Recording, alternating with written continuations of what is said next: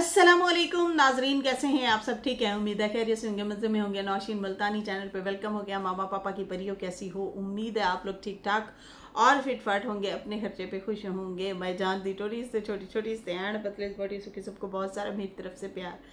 तो जी welcome welcome मेरी शहजादी और जान दी और टोटी हो। उम्मीद है आप लोग ठीक ठाक और फिट फाट होंगे, अपने घरों में खुश बाश होंगे। जो भी आप लोगों की नेक ख्वाहिशात हैं अल्लाह ताला पूरी करे, आमीन या रब्बुल आलमीन। चलें जी, बढ़ते हैं अपने रिव्यू रिएक्शन की तरफ। और चाचा अनवर को शिकवे और शिकायत। नजमा ने सिखाया अपने बेटे को कि भाई मुझे जो है दल्ला भड़वा करके बुलाए, अगर कहीं भी नज़र आ जाए तो और बच्चों को भी भाई कह दो वो भी ऐसे करें। तो इस तरह से उनका एक बयान आया है, उसके ऊपर भी बात करते हैं। और जनाब खालिद साहब सलमा असगर के साथ मिले हुए थे, ना कि वो पहले आए। तो इसकी रियलिटी मैं आपको बताती हूँ, असल में कहानी क्या है। हाँ, शायद आपको पता नहीं है क्योंकि आपका चैनल बाद में आया था, तो शायद आप देख नहीं रहे थे वाईटी पे।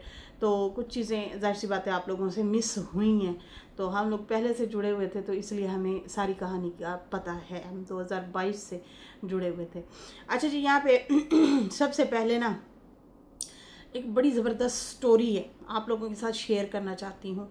आपकी सलाहियतों के बारे में, आपकी उसमें आप भी शामिल हैं, आप भी उसमें हो सकते हैं या हैं। ठीक है जी, यहाँ पे अभी शुरू करते हैं। एक स्टोरी है बड़ी ज़बरदस्त। कहते हैं एक दाना आदमी, मतलब अक्लमंद आदमी जो है, उसकी गाड़ी गांव के करीब ख़राब हो गई। उसने सोचा कि गांव से किसी से मदद ले लेता हूँ। वो जैसे ही गांव में दाखिल हुआ तो उसने देखा एक बूढ़ा शख्स चारपाई पे बैठा है। चारपाई पे बैठा है और उसके करीब मुर्गियां दाना चुग रही हैं। उन मुर्गियों में एक बाज का बच्चा भी है जो मुर्गियों के दाने चुग रहा था। वो हैरान हुआ। वो अपनी गाड़ी को भूलकर उस बूढ़े शख्स से कहने लगा, ये कैसे खिलाफ कुदरत मुमकिन हुआ कि एक बाज का बच्चा ज़मीन पर मुर्गियों के साथ दाने चुग रहा है।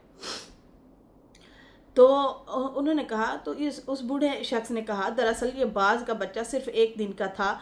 जब ये पहाड़ पर मुझे गिरा हुआ मिला, मैं उसे उठा लाया। यह ज़ख्मी था। मैंने जो है इसको मरहम पट्टी करके इसको मुर्गी के बच्चों के साथ रख दिया। जब उसने पहली बार आंखें खोली तो उसने खुद को मुर्गी के चूज़ों के दरमियान पाया। ये खुद को मुर्गी के चूज़ा समझने लगा और दूसरे चूज़ों के साथ साथ उसने भी दाना चुगना सीख लिया।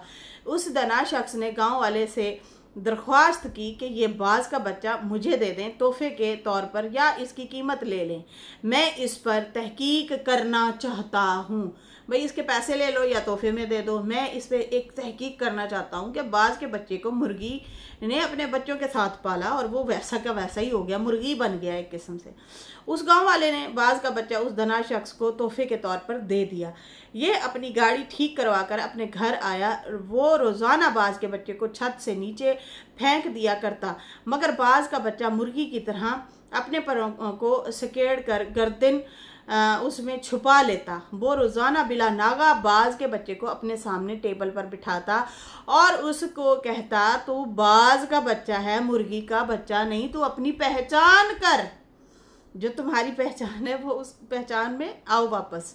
इस तरह उसने कई दिन तक उर्दू, पंजाबी, सिंधी, सराइकी, पश्तो हर ज़बान उस बाज के बच्चे को कहा कि हर ज़बान में उस बाज के बच्चे को समझाया और कहा, बाज का बच्चा है, मुर्गी का नहीं। अपनी पहचान कर, अपने आप को पहचानने की कोशिश करो।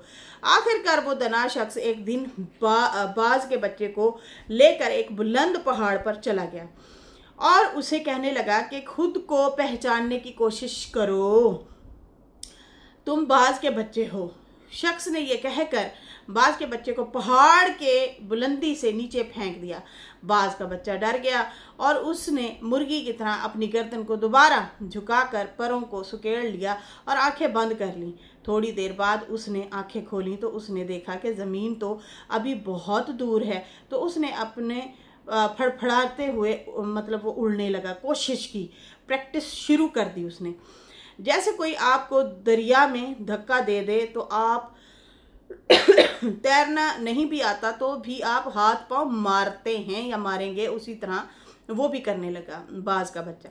थोड़ी ही देर में वो अपने आप को बैलेंस करने लगा, क्योंकि बाज में उड़ने की सलाहियत खुदा ने जो है रखी होती है। थोड़ी ही देर में वो ऊंचा उड़ने लगा, वो खुशी से चीखने लगा और ऊपर ऊपर जाने लगा। कुछ ही देर में वो उस दना शख्स से भी ऊपर निकल गया और नीचे निगाहें करके उसका एहसानमंद होने लगा कि मेरी पहचान मुझे मिल गई। और आखिर जहाँ मैं मुर्गी का बच्चा बना हुआ था, मुझे उड़ना नहीं आता था, वहाँ पे तुमने मेरी पहचान मुझे दी और मुझे उड़ना सिखा दिया। कुछ ही देर में वो उस दना शख्स से भी ऊपर चला गया और फिर दना शख्स ने कहा, ए बाज, मैंने तुझे तेरी शनाख्त दी है, अपने पास से कुछ नहीं दिया। ये कमाल सलाहियत तेरे अंदर मौजूद थी, मगर तू बेखबर था। सही है जी। यही मामला हम लोगों के साथ है। अपने अंदर छुपी सलाहियतों को पहचानने के बावजूद जो है हमें बासलाहियत होना इतनी बड़ी बात नहीं है।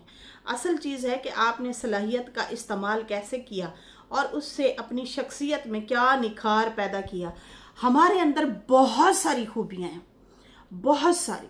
अब देखें ना, इंसान ने कितनी तरक्की कर ली है, कितनी तरक्की कर ली है। और बहुत सारे इंसान ऐसे हैं कि उनके पास बहुत टैलेंट होता है, बहुत कुछ होता है, लेकिन वो अपने आप को ना उन्होंने डम करके रखा होता है। वो हिम्मत नहीं कर पाते, हौसला नहीं कर पाते। हम अपने आप को दबा के रखते हैं और हम आगे नहीं निकल पाते। कोशिश करते रहना चाहिए, कोशिश में बड़ी ताकत है। आप करें तो सही कोशिश। अगर आप में अच्छी सलाहियत है, आप हुनर रखते हैं, बहुत सारे लोगों के पास हुनर होता है, ठीक है तालीम नहीं हासिल कर सके, लेकिन हुनर तो है ना। बड़े बड़े लोग इस चीज़ को आजमाते भी हैं, ज़हीन लोग जो होते हैं। और जो लोग, कुछ लोग जहानत को इस्तेमाल में लाना ही नहीं चाहते, वो ज़हीन बनना ही नहीं चाहते, वो अपने आप को डम रखते हैं, ख़त्म कर देते हैं। बहुत सारी ऐसी पढ़ी लिखी लेडीज़ मैंने देखी हैं जो बेरोज़गार बैठी हैं। अरे आप ट्यूशन सेंटर खोल लें, आप सिलाई सेंटर खोल लें। मेरे पास बहुत सारी लेडीज़ आती और वो अपना दुखड़ा रोती, परेशान होती, लेकिन मैंने बहुत सारी लेडीज़ को बहुत सारे तरीके बताए कारोबार के हवाले से कि आप ये कर सकती हैं, ये कर सकती हैं, ये कर सकती हैं। अगले दिन भी हम लोग बैठे थे, मेरी सास बैठी थी, मैं बैठी थी, तो हम लोग कपड़े सिलाई के हवाले से बात हो रही थी कि फ़लाँ नेबर जो है वो इतने कपड़े देने जाते हैं और साथ वाली जो है उसके पास जगह ही नहीं है, इतना ये है वो। तो मैं कहने लगी, अम्मी मेरे पास तो इतनी लेडीज़ आती हैं, मैं तो उनको मशवरे देती रहती हूँ। तो अगर वो इस तरह से सिलाई अपना काम करना शुरू कर दें, बजाय इसके कि वो रोएं पीटें, कहें कि यार हमारे हालात सही नहीं है, हम क्या करें, हम किधर जाएं। तो देखें, अगर दिन के आप 4 सूट सिलाई कर लेते हैं, दिन में आप जॉब अगर करने जाएंगी, सुबह को जाएंगी, रात को आएंगी, बच्चों से भी दूर रहेंगी, खाना पकाना, घर डिस्टर्ब, सब कुछ डिस्टर्ब हो जाता है। तो उससे बेहतर नहीं आप घर बैठ के कितना अच्छी आमदनी जो है कमा सकते हैं। तो यहाँ पे हमें बहुत ज़्यादा ज़रूरत है इस चीज़ की। जैसे सैलून भी हो गया, सैलून भी होना चाहिए। आप अपने हुनर को आजमाएं, सीखें। अगर हमारे पास नहीं था हुनर तो हम कोई ना कोई, मैं भी करती रहती थी, मुझे सिलाई कपड़े करने नहीं आते थे, मैंने देख देख के सिलाई करना शुरू कर दिया। जब हालात ख़राब हुए तो मैंने भी कपड़े सिलाई करना शुरू कर दिए थे। उससे मेरा गुजर बसर मतलब ठीक हो जाता था, हेल्प हो जाती है। घर में औरत बैठी जो है अपना साथ साथ, जिस तरह की महंगाई है ना, बहुत ज़रूरी है कि घर के लोग कमाएंगे तो फिर जो है आपके हालात बहुत अच्छे होंगे। आप मिलजुल के कमा के अपने जो है घर का सेटअप अच्छा ज़बरदस्त कर सकते हैं। तो यहाँ पे वही मैं फिर कह रही थी कि देखेंगे यहाँ पे बहुत सारी ऐसी हैं लेडीज़ जिनको हम समझाने की कोशिश करते हैं, या आप ट्यूशन सेंटर खोल लें, या आप जो है ट्यूशन बच्चों को पढ़ा दिया करें, या सिलाई कढ़ाई शुरू कर दें। बहुत सारी लेडीज़ को बड़ा शौक़ होता है सिलाई कढ़ाई के कपड़े पहनने का, लोग बनवाना शुरू कर देंगे हैं। या आप जो है सिलाई सेंटर खोल लें और जो है खुद कोर्स पहले करें और उसके बाद जो है इस तरह से आप उसको चला सकते हैं। आप महीने का 60-70 हज़ार 80 हज़ार ईज़िली कमा सकते हैं। आप एक दफ़ा कोशिश करें, रास्ते खुद ब खुद खुलने शुरू हो जाएंगे। मैंने एक देखा कि एक बंदी जो है, उनके हस्बैंड का मेडिकल स्टोर था, वो आहिस्ता आहिस्ता ख़त्म हो गया। बीवी ने क्या किया, अच्छी खासी लाइफ गुजार रही थी, ज़बरदस्त। वो मेहनत इतना, मतलब औरतों में होती है ना, वो अब सिर्फ बच्चे पैदा किए और उन्हें पालना पोसना इस तरह से। जब हालात ख़राब हुए, उस बंदी ने क्या किया, उसे कुकिंग आती थी, कुछ बेकिंग वगैरह उसने ऑनलाइन सीखना शुरू कर दी, और उसके बाद घरों में जो है चीज़ें, थोड़ी थोड़ी चीज़ें जो है इस तरह घर की कुकिंग जो है वो सेल करना शुरू कर दी, खाने पकाने। फिर उसके बाद उनको ऑर्डर मिल गया। ऑर्डर कहाँ से मिला, ये जो बसेस नहीं चलती उनमें, जैसे ये डेपो हो गई, ठीक है, फैसल मूवर है, डेपो है, यहाँ पे मशहूर है ये, तो उन कंपनी से बात कर ली। और अब सुनने में आया कि भाई वो बंदी जो है बाकायदा तौर पे वो खाना बना के उन कंपनी वालों को ये लोग देते हैं। बड़ा ज़बरदस्त सेटअप इन लोगों का चल रहा है, ज़बरदस्त तरीके से। तो कितना खुशी होती है, आप में सलाहियत होती है, आप उसे इस्तेमाल नहीं करते। असल में इस्तेमाल करें, यकीन माने आप बहुत आगे जाएंगे। कोशिश, हाथ पैर मारते रहना चाहिए, हाथ पैर मारते। मैं निकम्मी निखट्टी, मैं किसी काम जोगी नहीं थी, यकीन माने। ऐसा ऐसा हाथ पैर मारते मारते आखिरकार आप में आ जाता है, हुनर आ जाता है। मैं सिलाई कढ़ाई भी कर लेती हूँ। मेरे आई थिंक कोई पुराना व्लॉग शायद कोई पड़ा होगा जिसमें मैंने शायद सिलाई कढ़ाई दिखाई हुई हो। ड्रेसेस वगैरह में बनाती होती थी। अभी भी मुझे दोबारा से शौक चढ़ा हुआ है कि एक आध सूट लूँ और फिर मैं मतलब बैठ के, मुझे शीशे लगाने भी आते हैं, और मुझे वो कढ़ाई, कच्ची कढ़ाई कहते हैं, कौन सी कढ़ाई पता नहीं कहते हैं, सिंधी कढ़ाई कहते हैं, सराइकी सिंधी कढ़ाई, इस तरह से जो होती है, मुल्तानी कढ़ाई मुझे आती है। तो मेरा अक्सर दिल करता है कि मैं साथ साथ ये भी जारी रखूं, ये भी साथ साथ वो मतलब बनाया करूं, किया करूं। खैर, बस इतना कहूँगी, ये एक मैसेज है कि हम में सलाहियत होती है और हम उसे दबा के बैठे होते हैं। तो ज़रूर इसको इस्तेमाल करिए, आप लोगों के हालात बदल जाएंगे, आप लोग बहुत अच्छी लाइफस्टाइल में आ सकते हैं। ये ना कहे कि हाय मेरी तो जान पहचान ही नहीं है। मैं कहती हूँ एक दफ़ा शुरू तो करें, पब्लिसिटी खुद ब खुद होती जाती है, ठीक है ना, तो आप आगे से आगे बढ़ते जाते हैं। तो ये मेरा एक मैसेज था बहनों के लिए। खैर, यहाँ पे अभी बढ़ते हैं चाचा अनवर का शिकवा और शिकायत और दुख, कि मुझे आज बहुत दुख लगा है। पहली बात तो ये कि उन्होंने कहा कि मैंने बताया था शहबाज और शहजाद आज़ाद, दो भाई हैं जो ये इनके बच्चे जो हैं इनकी छत पे खड़े थे, और ये नजमा जो है उनसे लकड़ियाँ जो है ऊपर डलवा रही थी। उनमें से एक बच्चा गिर गया है, और आई थिंक आपने शहजाद का ही नाम लिया था, तो कहते कि चलो ठीक है, नाम में मिक्सिंग हो गई, बच्चा तो गिरा ना।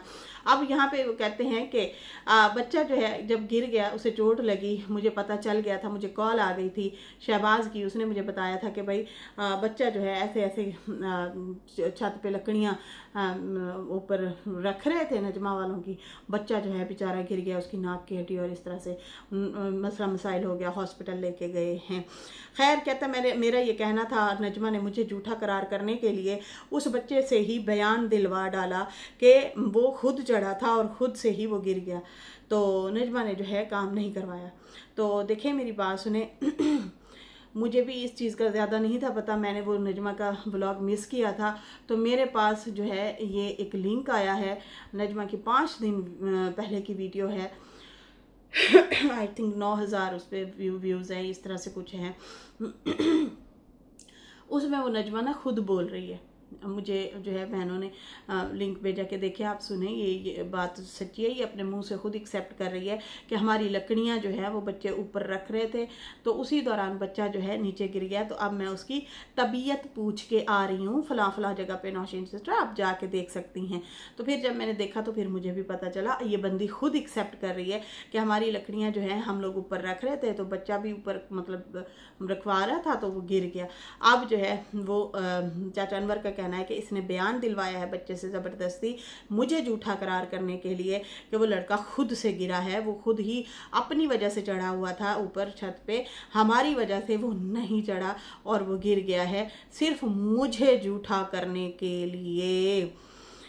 बाकी चाचा अनवर ने कहा कि मुझे जो है झूठा तो इसने अपनी तरफ से करार करा दिया, मैं भी जो है ये कर सकता हूँ, वीडियो बना सकता हूँ, क्योंकि मैं फ़ौरन गया हूँ, उस बच्चे की तबीयत पूछ के आया हूँ, खुद मिल के आया हूँ।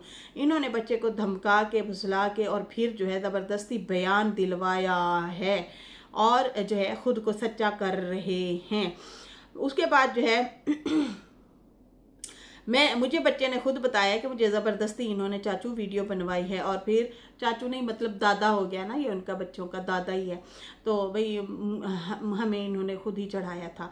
और फिर चाचा अनवर ने कहा कि मुझे वहाँ से पता भी चला है, लोगों ने मुझे बताया है कि ये जो नजमा का बेटा है उमर, वो लोगों को कहता फिर रहा है कि जब ये अनवर यहाँ पे आएगा उसे सब ने मिल के गालियाँ देनी है गली में, ताकि ये दोबारा आने जोगा ना रहे, यहाँ पे ये बंदा नज़र भी ना आए। अब मेरे खिलाफ ये प्लान बनाया गया है कि जब भी अनवर आएगा, उमर भी और उमर के साथ और बच्चे भी जो हैं वो मिल के जो है इसको गालियां देंगे, दल्ला भड़वा टाइप मतलब गालियां, वो खुद ही बोल रहा था, कहते कि वो कह रहे थे कि भाई इसको हम गालियां देंगे ताकि ये दोबारा यहाँ पे नज़र ना आए।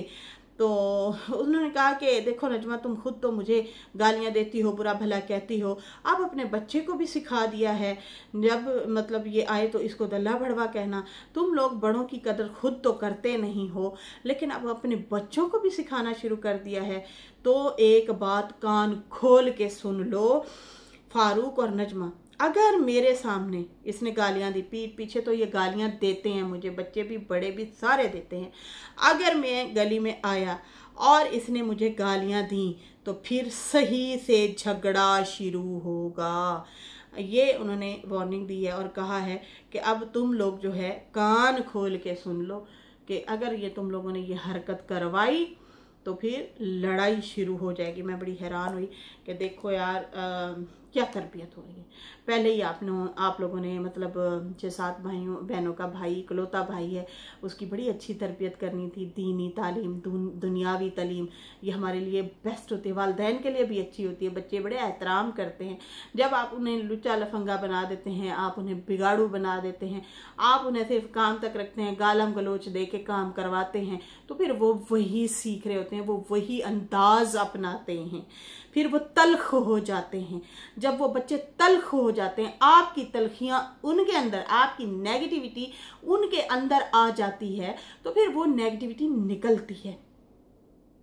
सही है जी, वो नेगेटिविटी फिर निकलती है और फिर वो आप पे इस्तेमाल की जाती है, वो बच्चा फिर आप पे इस्तेमाल करता है। ये बात याद रखें। तो देखो वो बुजुर्ग जैसा भी है आप लोगों से नाराज़ होता है या आप लोग रिएक्शन उस पर देते हैं या वो आप लोगों पे देता है, अलग बात है। अपने मामलात अपने तक रखो, बच्चों के कानों तक ये चीज़ें ना जाने दिया करें। यकीन माने हमारे घर का एक रूल है, हमारे बच्चे हमारी एक तो बातों में नहीं बैठते, दूसरी बात उन्हें नहीं पता कि हमारा किससे कोई मामला है या किसी से नहीं। वैसे तो हमारे मामलात ख़राब नहीं होते, अगर कभी हो भी सही, बहन भाई होते हैं ना, मामलात आपके होते हैं ऊंच नीच में, बच्चों को नहीं पता। साल बाद हमारी 6 महीने बाद अगर सुलह सफाई हो भी जाए तो बच्चों को पता ही नहीं होता कि इनके दरमियान कुछ मामला हुआ भी था ख़राब। रिस्पेक्टफुली मिलेंगे, रिस्पेक्ट से बात करेंगे। बच्चों को नहीं पता होता, ना बच्चों को रोका जाता है ना हम रोकते हैं, क्योंकि उनके अंदर हम अपनी नेगेटिविटी क्यों डालें, उन्हें क्यों बताएं। अभी उनका ध्यान सिर्फ पढ़ाई पे है और अच्छी तरबियत है। अच्छा अच्छे से बेटा बैठना है, अच्छे से उठना है, कोई मेहमान शमान आ जाए अपना साइड पे हो जाते। मेरे बच्चे नज़र नहीं आते। अगले दिन नाना अबू आए तो बार बार बुला रहे थे, हानिया किधर है, हानिया। हानिया को तो बुलाए, हानिया मेरी शर्मिली कमरे में बैठी थी क्या करती है वो, या पढ़ लेती है या नमाज पढ़ लेती है या किताबें खोल लेती है। हाँ, कुकिंग भी सीख रही हैं, और तो और हुरैन भी रोटी पकाती है भाई, दादों के साथ जो है मिल के या हमारे साथ मिल के जो है एक रोटी उसने एंड पे लाजमी बनानी होती। कैसी बात है, अभी अब 8 साल की बच्ची है वो। बड़ी बेटी को भी आहिस्ता आहिस्ता थोड़ी थोड़ी कुकिंग सिखाई है, सीख जाते हैं। तो ये तरबियत होनी चाहिए, अच्छे से मतलब एहतराम सिखाना चाहिए। हमारे बच्चों को गालियाँ नहीं आती, ज़्यादा से ज़्यादा कहेंगे मम्मा इसने मुझे रिमोट नहीं दिया टीवी का, बस ये बात होती है हमारे घर में, ज़्यादा से ज़्यादा भी होगी। उन्होंने कोई गल दा नहीं पता, ना गाली दा, ना कोई किसी चीज़ दा। सानू खोल के देख लो ना, अंदर ट्रकों के ट्रक भरे पे ने गालां नाल, लेकिन असी भी नहीं जबान खराब करी थी। मैं भी खराब नहीं करती, क्या ज़रूरत है जबान खराब करें, अपने गुनाह मतलब खराब मतलब गुनाह बढ़ा बैठे हैं, अपनी नेकियां खराब करें। छोटी मोटी अगर थोड़ी बहुती कोई ज़िंदगी में थोड़ी सी कोई कर ही बैठे हैं तो वो खराब कर बैठे, ज़ाया करें क्यों भाई। तो भाई ये जो है आपकी जो औलाद होती है ये सदका जारी है आपके लिए भी। बच्चे जो अमल करेंगे वो आपको सिला मिलना है, उसका सवाब गुना आपके ऊपर लाजमी जाना है, क्योंकि हम तरबियत दे रहे हैं ना। सबसे बड़ा उस्ताद कौन होता है? वालिदैन। पहले उस्ताद तो हम होते हैं ना अपने बच्चे के सिखाने वाले। तो ये तरीका तो सही नहीं है, हम बड़ों को भाई चाचा अनवर आए या दादी आए या फुफ्फी आए उनके साथ ये बिहेवियर करना, नहीं, बुरी बात है, बुरी बात है। ये एटीट्यूड नहीं सिखाने चाहिए, ठीक है ना। अब यहाँ पे कहेंगे कि भाई ये मिसाल फिर दे देते, अब क्या करेंगे, यूट्यूब पे ही है डीडी को नहीं है छोटे बड़े दे कुछ भी नहीं है, उन्होंने जो भी उसके मुंह में आता है वो बोल देता है, उसको नहीं है ला लिहाज जैसे होता है ना, वो नहीं, लाज नहीं रखता। जब उसके अपने पे बनती है ना तो वो ज़रूर चुप हो जाता है, लेकिन बाकी नहीं। मैं अगले दिन कह रही थी ना, रिएक्शन मैंने दिया, मैंने कहा वो कहता साइमा को कि 7 घर डाइन भी छोड़ देती है, 7वां घर डाइन भी छोड़ देती है, ऐसे कुछ टाइटल लिखा हुआ था। मैं क्या वैसे कहता है कौन है जिस पे तू रिएक्शन नहीं देती। मैं क्या तेरे तो गल फिट पैंदी है, मतलब आपने कौन सा किसी को छोड़ा है। तो मुझे कमेंट आया हुआ था बहन एक का, उसने कहा नहीं इसने अपने आप पे अभी तक नहीं दिया रिएक्शन। तो मेरी बहनों बातों बातों में कई दफ़ा अपने आप पे भी दे जाते हैं रिएक्शन अपने ते भी दे जाता है कहती है नौशीन सिस्टर आप भूल रही हैं, इसने अभी अपने आप पे नहीं दिया। मैंने कहा नहीं, अपने आप पे भी यकीनन दे गया, बल्कि उसी दिन ही की कोई बात है कि वो अपने आप पे भी दे गया रिएक्शन तो खुदारा ऐसे मत करें कि कल को आपका बच्चा आप पे भी बैठ जाए करने के लिए, धोने के लिए, और फिर आपको बोझ समझे। जब आप बच्चों को कहते हो ना तुम लोग हमारे पे बोझ हो, जाओ मजदूरी करो, रोटी कमाओ, सानू भी खवाओ तो आप भी खाओ, बच्चों के दिमाग में ये बात बैठती है। तो हम उनके माइंड में क्या बिठा रहे हैं, क्या बातें छोड़ रहे हैं। ये बंदा जैसा भी है, ठीक है ना, या आप लोग जैसे भी हैं, तलख रवैयों के मारे हुए, तलखियाँ देखी हुई हैं आप लोगों ने, गुस्से देखे हुए हैं, नफ़रतें देखी हुई हैं, हसद देखे हुए हैं, चोरी छकारी, इससे छीन, उससे लूट, उससे कसूर, ये कर वो कर, सब कुछ आप लोगों ने अपनी ज़िंदगी में देखा हुआ है। तो ये चीज़ें बच्चों में क्यों मुंतकिल करें हम? उनको बैलेंस वाली ज़िंदगी सिखाएं ताकि आपके लिए आसानी हो। ये बच्चे के लिए तो आसानी होगी, उसका मुस्तकबिल संवरेगा, अब वो आगे फिर अपनी औलाद को अच्छी तरबियत देगा ना, तो बुढ़ापे में आपका सहारा भी बन जाएगा। इस तरह तो आप लोग उसे कमज़ोर कर रहे हो, आप जो है उसके अंदर और ज़्यादा नेगेटिविटी डालेंगे। अगर ये बात सच है, अगर ये वाकई सिखाया गया है, अगर ये बात हकीकत है तो ये वैसे मिसाल भी है हम सब के लिए। हम जो है हमें इन चीज़ों से सीखना चाहिए भाई। हमारे झगड़े मसले जिसके साथ भी चल रहे हो हम बच्चों को क्यों बताएं, बच्चों को क्यों घसीटें बीच में। होता है ना कुछ माएँ ऐसा करती हैं, और जो माएँ ऐसा करती हैं ना कि मेरा पुत्र तेनू देख लेगा, यकीन माने फिर वही छाती पीट रही होती है, हाय मैं लुट्टी गई। मेरी आंखों के सामने ऐसे बड़े वाक़यात हुए, उनके बच्चे नहीं रहे इस दुनिया में, क्योंकि उन्होंने लड़ाई फितने में जो डाल दिए थे, फिर वो उसी की भेंट चढ़ गए। समझ आ रही है ना। तो ये खुदारा ऐसी चीज़ों से सीखें कि नहीं हम लोग ये चीज़ों से गुजरे हैं। मुझे ये सितारा की चीज़ बड़ी अच्छी लगती है। उसने कहा हम जिन चीज़ों से गुजरे हम बच्चों को क्यों गुजारें उन चीज़ों से। हमने उनको डिफरेंट बनाना है, उनको पढ़ा लिखा, उनको सुलझा हुआ, उनको आगे बढ़ाना है, उनका मुस्तकबिल अच्छा बनाना है। अब ये तो नहीं करना बाप अगर ड्राइवरी करता था या कुकिंग करता था, अब बच्चे को उसी चीज़ पे लगा दो, जाओ बेटा उसी से कमाना। सही है ना। लेकिन वो पढ़ा लिखा रहे हैं, अपने बच्चों को तरबियत दे रहे हैं। अच्छा जी, यहाँ पे जो है कहता है कि फिर झगड़ा सही से शुरुआत करूँगा, सही से शुरुआत होगी। पीठ पीछे तो गालियाँ देते ही हो, लेकिन जब मेरे मुंह पे आकर बोलेगा ना, वो भी मेरा पोता है ये, अगर मेरा पोता मेरे मुंह पे आके मुझे गालियाँ देगा तो ये सही नहीं है। बच्चे को पढ़ाया तो है नहीं, लिखाया तो है नहीं, लेकिन ये सिखा रहे हो, क्या तरबियत देते हो।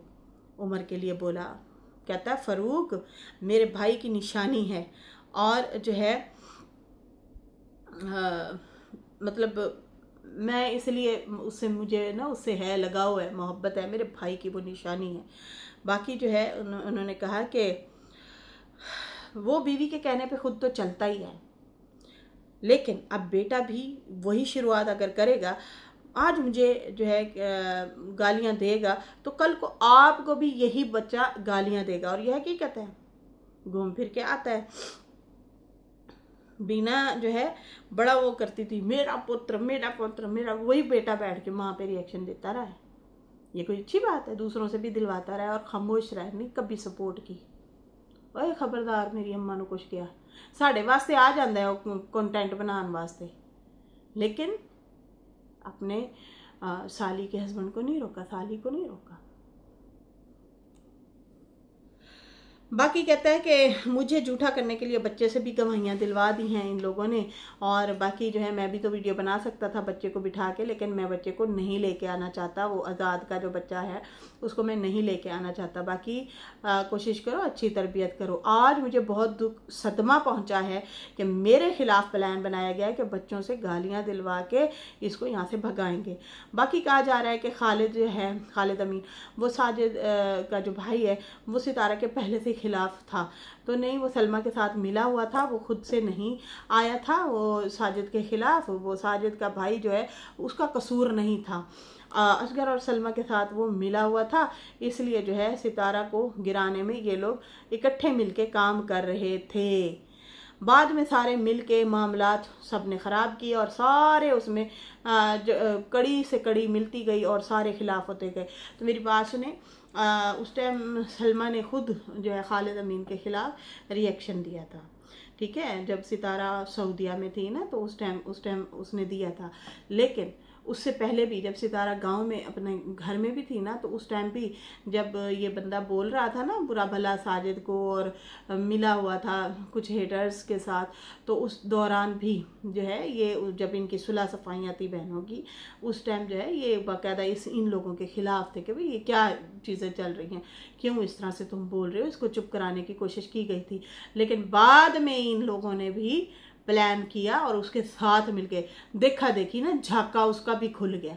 फिर नैना वाले और ये सारे शामिल हो गए और फिर बाद में जो है ये इक्का करके झुंड बना के आए थे, जिसमें वो जहाज नामी बंदे को भी इसने शामिल किया, खालिद को भी शामिल किया और अपनी टीम में शामिल करके फिर मज़ीद धावा बुलवाया था। फिर सितारा ने जब मुंह तोड़ फोड़ जवाब दिए थे, बल्कि मेरे पास वो कम्युनिटी भी आई हुई थी जिसमें वो सितारा ने तो भाई बड़ी चमड़ी खेड़ी थी इस बंदे की।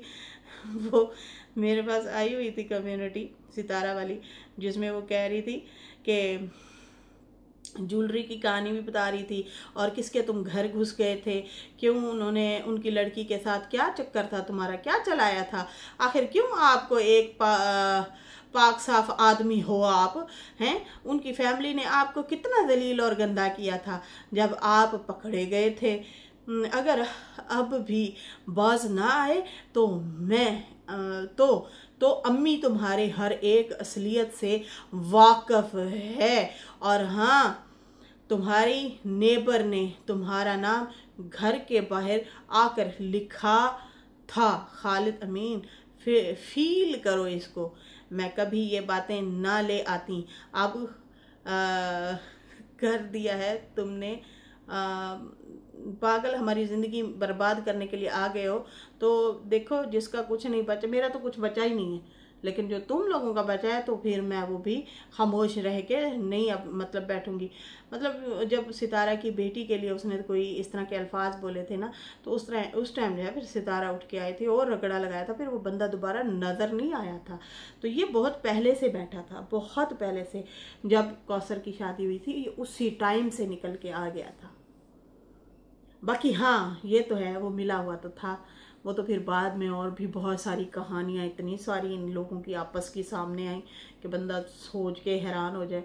और एक दफ़ा तो लाइव में सलमा ने सितारा की लाइव में उसको भेजा था, लाइव में बैठ के खुद कह रही थी कि मेरी अभी कॉल पे बात हुई है। मैंने कहा जा फेस कर जरा इन्हों, तू भी रगड़ा ला। जब साजिद और सितारा ने लाइव लगा के उसको फिर धोया, उसके बाद फिर कम्युनिटियाँ लगाई सितारा ने, फिर ये डर के मारे भाग गया था। तो आपको ना काफ़ी सारी चीज़ों का नहीं पता, ये बहुत पहले से आया हुआ था, बहुत पहले से। इसने ऐसा ऐसा कुछ बोला था ना कि आप मतलब हमारे कानों से धुआं निकल जाता था। तो आप लोग तो खुद रिश्तेदार हैं, आप लोगों को कितनी तकलीफ़ होगी ये चीज़ें सुन के। तो इसने ना बहुत कुछ किया, बहुत कुछ बोला था, कुरान पाक तक लेके आया था। जब सितारा सऊदी अरब में थी ना, ये उस टाइम की बात है, साजिद और सितारा को गालियां दे रहा था। तो ये फिर बाद में सारे इरा शिरा ये वो सारे मिले थे बाद में। फिर वो खैर इन्होंने ये नजमा का भी नाम लिया कि नजमा भी मिली हुई थी, ये भी घर की बातें निकालती थी, लेकिन सितारा की आंखें बाद में खुली। चलो अच्छा हुआ सितारा की आंखें खुल गईं, और ये जो शादियां भी करवाई, सारा कुछ इनकी आगे आगे बनी फिर रही थी कि चलो ठीक है भाई, मिलजुल के मतलब इनके जो सर का एक वज़न होता है, एक थोड़ा सा भार होता है, वो थोड़ा सा हल्का कर दूं। लेकिन ये लोग क्या करते थे, उसमें भी बहुत ज़्यादा अपने आप को इन्होंने कैश करवाया। सितारा से पहले वीडियो डाल लेना और खूब व्यूज़ कमाने। अब खैर सितारा को सब पता चल गया, सबकी औकात का पता चल गया। बाकी साजिद ने जो ऐलान किया है कौसर के हवाले से, अब जो है भाई उसके व्लॉग में वो कहता है कि मैं उसे नहीं लूँगा। तो बहुत अच्छा आपने जो है ये ऐलान किया है, क्योंकि वो बंदी जो है कौसर, वो आपके साथ अच्छा सलूक नहीं करती, वो बदतमीज़ी करती है। और साजिद ने उसकी वजह से फिर साजिद की ट्रोलिंग होती है, और अच्छी खासी साजिद की ट्रोलिंग हो जाती है। तो फिर जो है अब जो लोग कहते हैं कि कौसर के नाम से जो है ये कंटेंट चलाते हैं, तो भाई साजिद ने बहुत अच्छा फैसला करके उस बंदी को ही अपने व्लॉग में ना लेने का अज़्म ठान लिया है। तो इसलिए जो है अब ये अपने बलबूते पे पहले भी चल रहे थे, अब भी चलते रहेंगे। तो अपनी ही चीज़ें लेके चलते हैं, अपने ही व्लॉग बनाते हैं। तो इस तरह से ये बात कर रहे थे। ठीक है जी। तो खैर नाजरीन, अभी ये था हमारा रिव्यू और रिएक्शन। मैं खुद भी ये बयान सुन के मुझे भी बड़ा दुख लगा कि यार ये चीज़ें अगर हो रही हैं तो अच्छी नहीं हो रही, गलत तरीके से ये गलत रास्ते पे चल रहे हैं। इन लोगों को सीधे रास्ते पे आना चाहिए। खैर इसके साथ ही नाजरीन अभी मुझे इजाज़त दें। मेरी वीडियो अच्छी लगी हो तो लाइक कर दें, न्यू लोग जो है सब्सक्राइब कर दें। फिर मिलेंगे न्यू वीडियो के साथ। अल्लाह हाफिज़, बाय बाय।